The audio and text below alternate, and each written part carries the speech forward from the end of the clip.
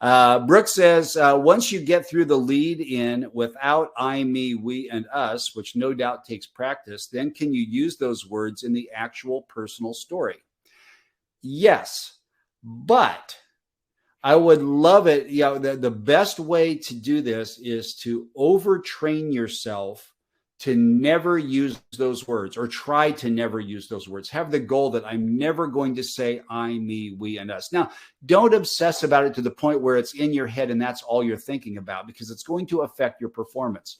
You really want to think about it in the evaluation process. You're listening to your audio back, or maybe you've transcribed a segment and you're reading it back and saying, how could I have said this in a way that is more powerful, more colorful, that's going to be more listener focused and still show my perspective, right? How can you do that? And you'll be amazed at how easy it is and how many situations come up where you can rewrite what you said and say it without using those personal pronouns. So I'm just saying that the more you do that, the more you focus on that, again, in the evaluation and analysis stages, the more you focus on that, the better you'll get at it and the more natural it'll be. So do obsess about it in evaluation. Don't obsess about it while you're performing, but try to eliminate it as much as you can, because you'll be amazed at how many ways that you can do that. And it will make you a more powerful personality. It will make listeners pay more attention to you. It will make you a more repeatable and more memorable show. It's an amazing thing. I've found this, since I've been studying this over the past decade or so. I found this in my writing. I found it in the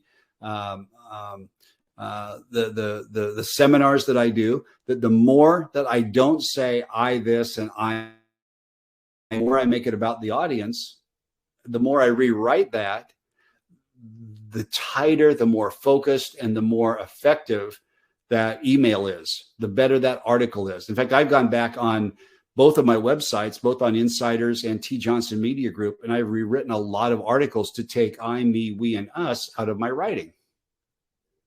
It's amazing how much more effective that can be. So yes, you can say I, me, we, and us.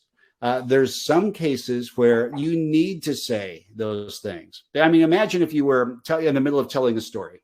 So there I was at the restaurant, and the waiter comes over and the waiter says this.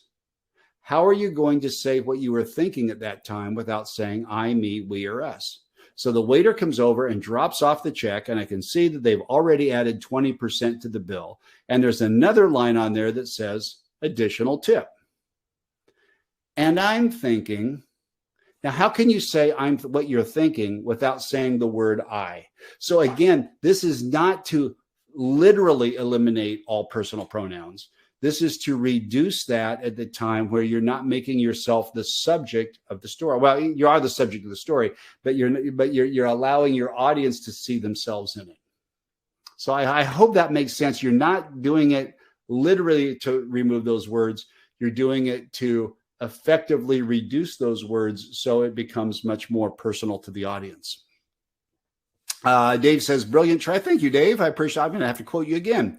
A lot of what you're saying requires some practice and coaching reinforcement. You've got a way of presenting stuff that no overworked PD brand manager can present effectively. I think overworked program directors and brand managers are probably it's one of the biggest things that's harming personality performance today.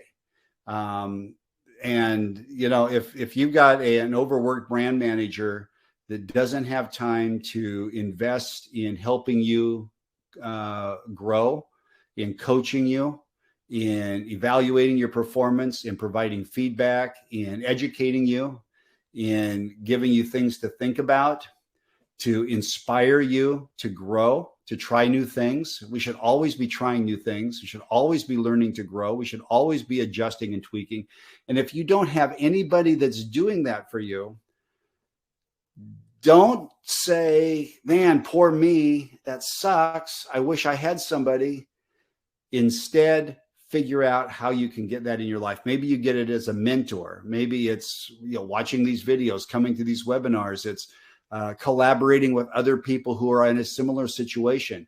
It's amazing when you take some concepts that you're working on, find other people who are working on the same concepts, and collaborate, work together.